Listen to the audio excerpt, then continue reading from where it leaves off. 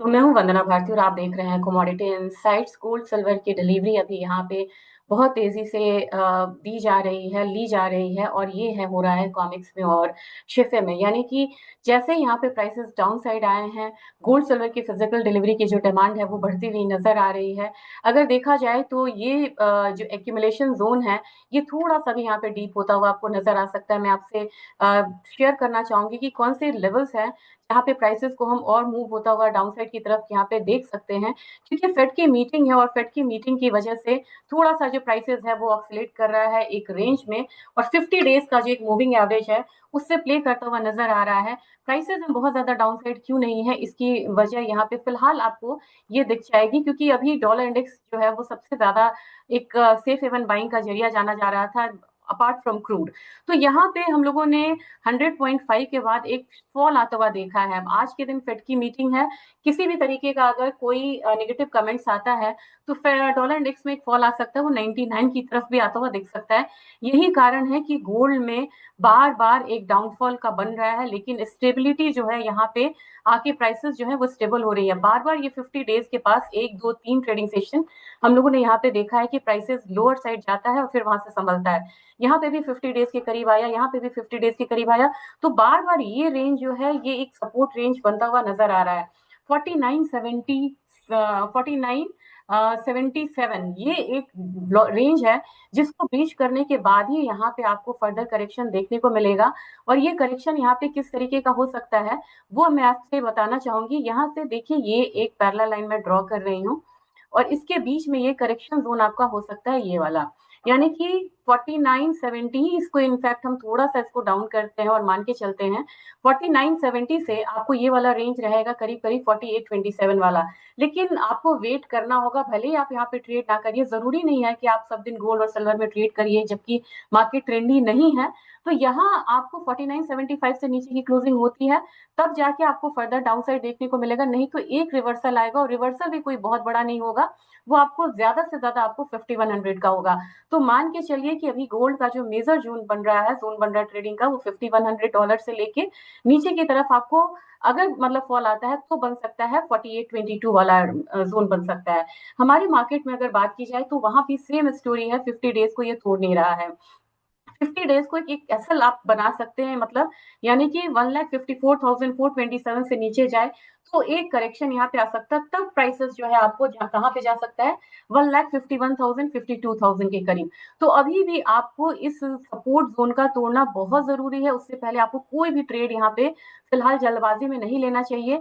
अब आप कहेंगे कि अगर बाई साइड आता है तो हम कहाँ पे ट्रेड ले सकते हैं, जब तक कि आपको 1,57,000 के ऊपर नहीं जाती है कमोडिटी तब तक आपको यहाँ पे नहीं मानना चाहिए कि यहाँ पे कोई क्लियर इंडिकेशन आया है यहाँ पे बाइंग का। 1,57,000 से ऊपर आए तो ही यहाँ पे आपको बाइंग करनी चाहिए बड़े छोटे से टारगेट के लिए, और वो 1,60,000 का यहाँ पे हो सकता है। तो आज की जो क्लैरिटी है, मतलब ट्रेंड है, वो बिल्कुल रेंज में है, और मुझे नहीं लग रहा कि यहाँ से प्राइसेस जो है वो बहुत ज्यादा अपसाइड मतलब की जाने की गुंजाइश है, और डाउन साइड में भी यहाँ पे लिमिटेड है।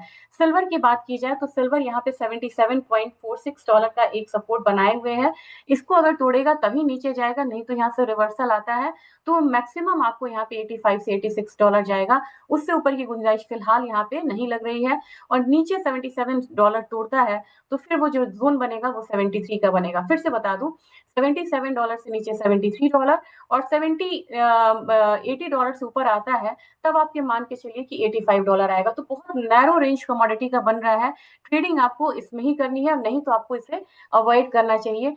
कोई भी अगर अपसाइड में अगर आपको ट्रेड करना है सिल्वर में, जो कि बिल्कुल अभी यहाँ पे इंडिकेशंस नहीं है फिलहाल, वो आपको करना चाहिए 2,54,500 से ऊपर। और आपका टारगेट बिल्कुल भी जो अपसाइड रेजिस्टेंस है वो आपको 2,60,000 बन रहा है, उससे ज्यादा का फिलहाल अभी बनता हुआ नजर नहीं आ रहा है। ऑयल की बात की जाए, ऑयल ऑयल आपको यहाँ पे नीचे की तरफ आता है तो $87 तक आएगा। और हमारे बाजार में अगर ऑयल की बात की जाए तो मुझे लग रहा है कि अगर यहाँ पे मैं मतलब लगाऊं भी, मतलब रिट्रेसमेंट भी लगाऊं, तो मुझे लग रहा है कि प्राइसेस ज्यादा नीचे यहाँ पे नहीं आएगा। बहुत ज्यादा होगा तो 8,000 के करीब आपको एक प्राइसेस जो है वो देखने को मिलेगा। अब आप बोलेंगे कि ये तो वायदा बाजार की बात है, लेकिन आपको इन्फ्लेशन पे बहुत ज्यादा फर्क नहीं आएगा, क्योंकि हमारा जो क्रूड बास्केट है, जो इंडियन क्रूड बास्केट होता है जहां से हम इंपोर्ट करते हैं, वो क्रूड बास्केट अभी $140 $130 के करीब पहुंच चुका है। तो भले ही वायदा में आपको यहाँ पे WTI का प्राइसेस नीचे की तरफ दिख रहा है, लेकिन भारतीय बाजार में क्रूड बहुत महंगा आ रहा है। इसका इम्पैक्ट आपको सारे काउंटर्स पे देखने को मिलेगा, इन्फ्लेशन पे भी देखने को मिलेगा, क्योंकि ये वो बाजार है, वो बाजार का क्रूड है जिस बाजार में इस वॉर का कोई फर्क ही नहीं है, यानी कि ये यूएस का क्रूड है। वहां पे उस वॉर का इम्पैक्ट बहुत ज्यादा नहीं है। और क्या हुआ, स्ट्रेट ऑफ हॉर्मुज से सिर्फ इन्हें 1% का यहाँ पे फर्क पड़ता है। अब यहाँ पे नेचुरल गैस में भी क्रूड की वजह से एक डाउनफॉल आ रहा है, नेचुरल गैस में डाउनफॉल आ रहा है। तो नेक्स्ट जो यहाँ पे लेवल है, आज का दिन मैंने कहा था कि करेक्शन वाला दिन बनेगा नेचुरल गैस के लिए। मैक्सिमम यहाँ पे जो डाउन साइड है वो आपको 264 से लेके 265 वाला जोन आना चाहिए। अगर आपने यहाँ पे सेलिंग करी है तो आपको वहां पे प्रॉफिट बुक करना चाहिए, नहीं तो फिर एक रिवर्सल भी देखने को मिल सकता है। एल्यूमिनियम की बात की जाए, एल्यूमिनियम मुझे लग रहा है कि आपको कोई भी ट्रेंड अभी फिलहाल नहीं दे रहा है, और यहाँ से आपको वेट एंड वॉच की स्ट्रेटजी अपनानी चाहिए। अभी क्लैरिटी नहीं है तो ट्रेड ना करें, ये बहुत बड़ा मंत्रा है कमोडिटी के लिए। और 1154 तक मुझे लग रहा है कि यहाँ पे कॉपर करेक्ट होके आ सकता है, तो कॉपर में भी यहाँ पे फिलहाल आपको थोड़ा सा सेलिंग प्रेशर जो है वो नजर आ सकता है। निकल में तेजी तभी आएगी, मैंने 1600 बोला है इसलिए ही, क्योंकि 1600 से ऊपर आएगा तब आपको नेक्स्ट इंडिकेशन बनेगा। ये बिल्कुल 50 डेज के साथ साथ यहाँ पे ट्रेड हो रहा है, बहुत ज्यादा मूवमेंट अभी नहीं आ रही है। तो जब तक कोई बहुत बड़ी मूवमेंट नहीं आती है या कोई पॉजिटिव डेवलपमेंट नहीं होता है, आपको बेस मेटल काउंटर फिलहाल उठता हुआ नजर नहीं आएगा। आपको ध्यान रखना चाहिए एग्री काउंटर में, जहां पे कि आसानी से पैसा बन सकता है, तो हमें शिफ्ट करना चाहिए अपने उसको, क्योंकि यहाँ पे बहुत ज्यादा मार्जिन की समस्या नहीं होती है।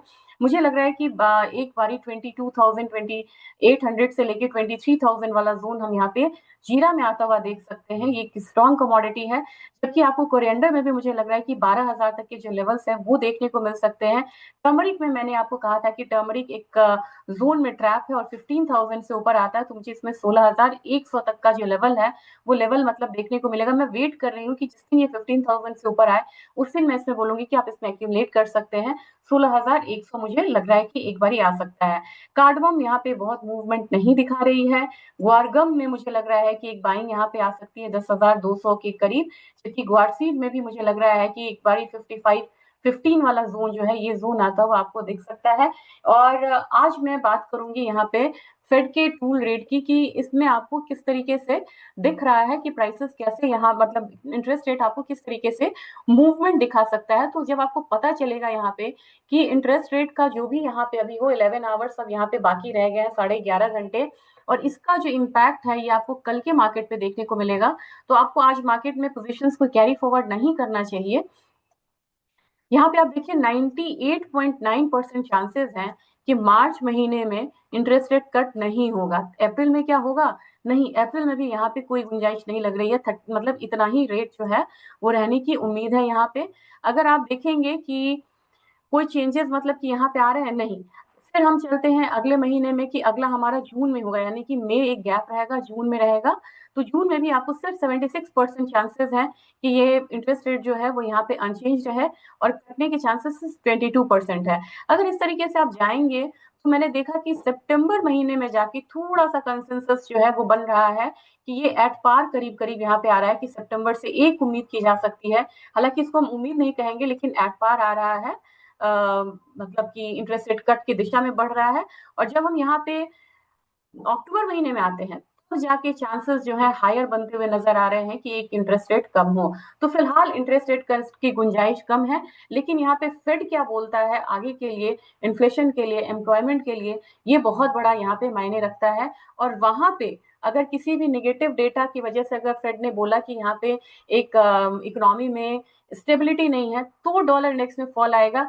तब जाके यहाँ पे गोल्ड और सिल्वर में, जो गोल्ड में खास करके एक बाइंग जो है वो रिटर्न यहाँ पे आ सकती है। नहीं तो एक दायरे का ही कारोबार आपको फिर देखने को मिल सकता है। ये आज का अपडेट था, मैंने इसे ब्रीफ रखा है, कंसाइज रखा है, ताकि आप मतलब ज्यादा से ज्यादा मतलब ट्रेड इसमें ना करें। और ट्रेड करना भी है तो आपको एग्री में शिफ्ट होना चाहिए, या फिर क्रूड में एक सेलिंग प्रेशर बन रहा है वहां पे देखना चाहिए, या फिर आपको यहाँ पे कॉपर में एक सेलिंग प्रेशर बन रहा है वो देखना चाहिए। अगर गोल्ड सिल्वर समझ में ना आए तो आप वहां पे ट्रेड ना करिए।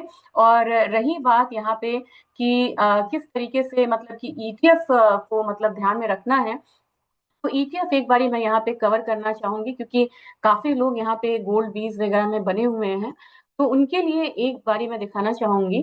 गोल्ड बीज जो है बहुत दायरे में मैंने इसे देखा था, बहुत ज्यादा डाउनसाइड नहीं आ रहा है। ये भी देख रहे हैं ना आप, 50 डेज है। तो बहुत लोग बोल रहे थे कि हमें यहाँ पे निकलना है। निकलना है, आपको पैसे की जरूरत है, आप यहाँ पे निकलिए। और जिन लोगों को मतलब बनाना है वो थोड़ा सा करेक्शन पे बना सकते हैं, हालांकि इस लेवल को होल्ड करता है।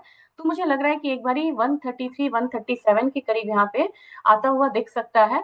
और आज 3:30 में क्लोजिंग हो जाएगी, तो कल मार्केट यहाँ पे वॉलेटाइल हो सकती है। तो इस बात का भी आप ध्यान रखिएगा। जबकि सिल्वर बीज के बारे में, गोल्ड बीज बिल्कुल गोल्ड के तर्ज पे 50 डेज के करीब यहाँ पे है, जबकि सिल्वर के बीज के बारे में आप देखेंगे सिल्वर में बहुत गिरावट आई है। मैं अगर ये ले लूं 2 मार्च से लेके यहाँ तक, तो यहाँ पे जो फॉल आया है ये फॉल कोई बहुत ज्यादा फॉल नहीं आई है। ये फॉल आपको, 1 मिनट मैं आपको दिखाती हूँ। मैंने अगर एक मिनट मैं आपको यहाँ पे दिखाती हूँ। अगर ये फॉल, अगर मान लीजिए कि आपको जितना है इतना फॉल बाहर के मार्केट में सिल्वर से मतलब यहाँ पे कम फॉल है, मैं ये दिखाना चाह रही थी।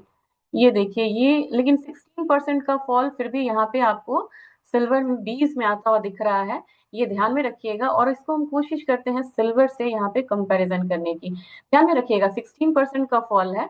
और अगर हम यहाँ पे इसके हाई से देखें कि अभी क्या आ रहा है, तो इसके हाई से मुझे देखने के लिए थोड़ा सा वेट करना होगा, कर्सर का वो है।